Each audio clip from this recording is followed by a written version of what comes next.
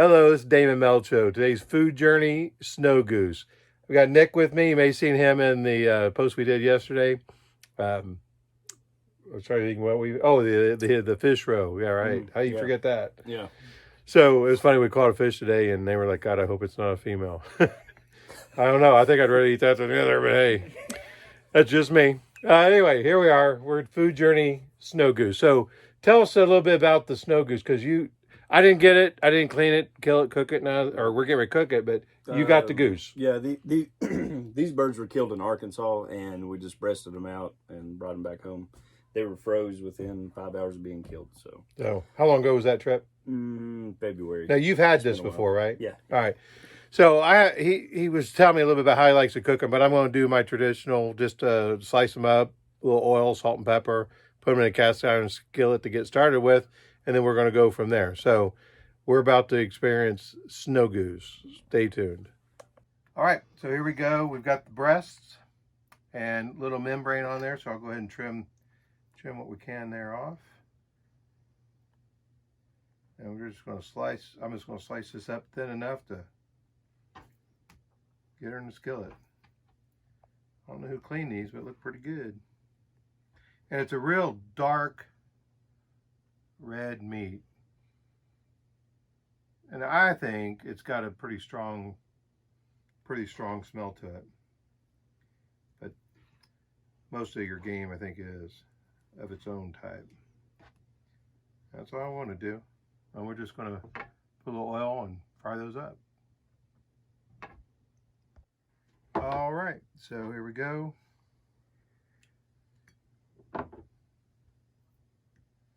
Oil, salt, and pepper. And right to the skillet.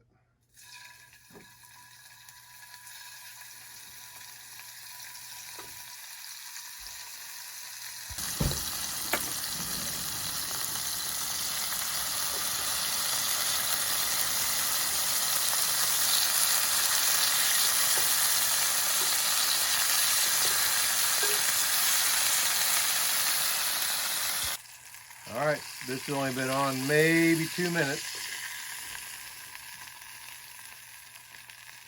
I'm told, probably just like most game, we don't want to overcook it.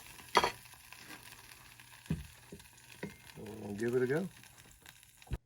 All right, so Snow Goose, or maybe Snow Geese, because there's 4 of them here. But this is my first time trying it. Remember, my buddy Nick shot it, killed it, cleaned it, brought it here, and here we go. So nothing fancy, just right out of the skillet, a little oil, salt, and pepper. It was very good. Nothing gamey about it. That's actually delicious. So Taters here, which is Nick's uncle, he's never had this. He's going to try it. We're going to get a second opinion, but there's a story that goes along with this that I'm going to talk about here in a little bit. But I'm going to tell you what, Snow Goose, geese, whatever, if you have the opportunity to get it, eat it. And what I learned about them, a lot of times they'll shoot them and throw them away just because there's so many of them. But that's an absolute waste in my opinion, because this is awesome. All right, here we got Tater and Nick. Never, now Nick's had the Snow Goose before. Tater's not, right? Right. Okay, so I already ate mine. I give the green light. I think it's amazing. Tell me what you guys think like this. It's good. It was a killer. Isn't that something else? It was really good. Very tender, flavorful in a good way, not gamey, not strong, no smell. All right, so Nick, I got to know. So tell us again, because we were talking off camera, about these geese. These the snow geese, right? Yeah. Okay, first of all, tell me about the size, because you said they're not like, I asked you to compare it to Canadian, since that's all I know, since I'm just new to all this. Yeah. Tell me about, so compare it to a Canadian goose. They're not near as big. They're about the size, a little bit bigger than like a mallard.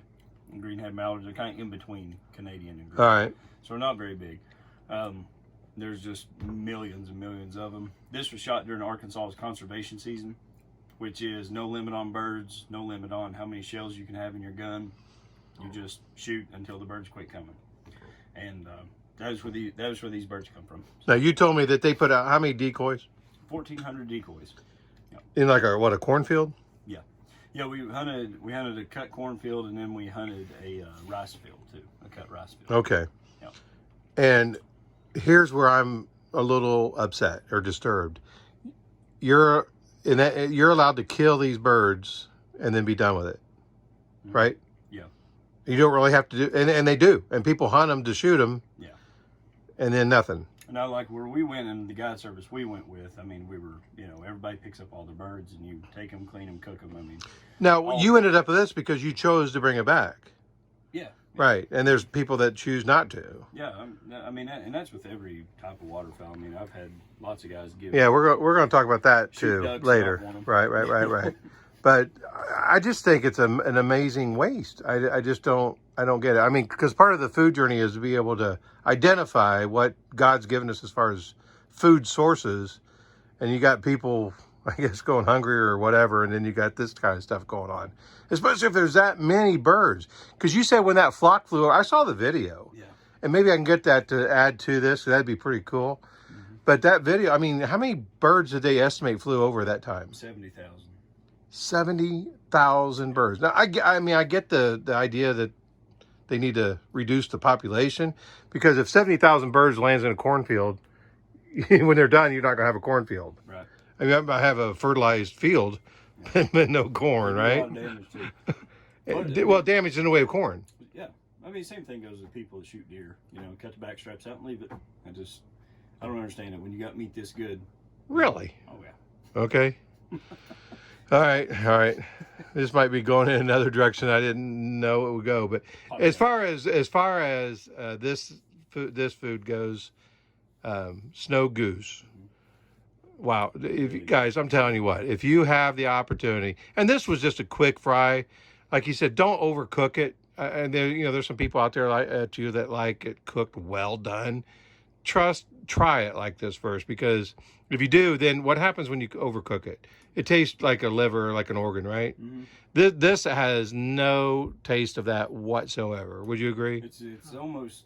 I think goose in general. I've ate Snows, Ross, Speckled Belly, and Canadian, and they're all, I think, really beef-like in a way. I mean, kind of reminds you of beef.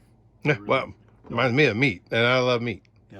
So, all right. Well, appreciate your playing along. All right, so that was so good. We had 2 more breasts left, so we went from Canadian geese to Canadian goose. And we grilled it. So here's what we got. And I barely cooked this, so it may be too rare. Probably not for me, but let's just see what we got here. Yeah, I think this is gonna be okay. That's pretty rare. I don't know, Nick, what do you think? Have you seen it that rare before? Not really. All right. It's pretty, I mean, it's pretty bloody. Yeah, it's warm. pretty bloody. It's a warm center. You'll be fine. But here we go.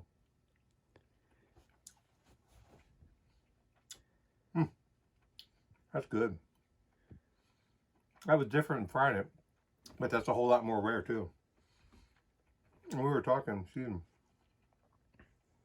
when it comes to this stuff, I mean, how many people feel like they have to overcook game because it's wild or what have you?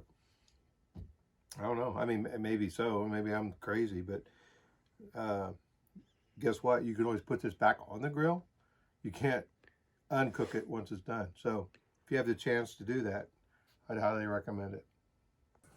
Thanks for joining me on Food Journey Snow Goose. Listen, I tell you what, absolutely amazing experience. And I know there's, from what Nick was telling me, several hunters that just hunt them for the sake of shooting them, and they don't do anything with the meat. I personally think that's a waste. So if that's you, I mean, I'm not going to tell you what to do, obviously, but consider trying it if you've not. Maybe you don't know what you're going away. Or find somebody like me that'll be willing to take it, because, Lordy, it's that good. So thanks for joining me on the journey.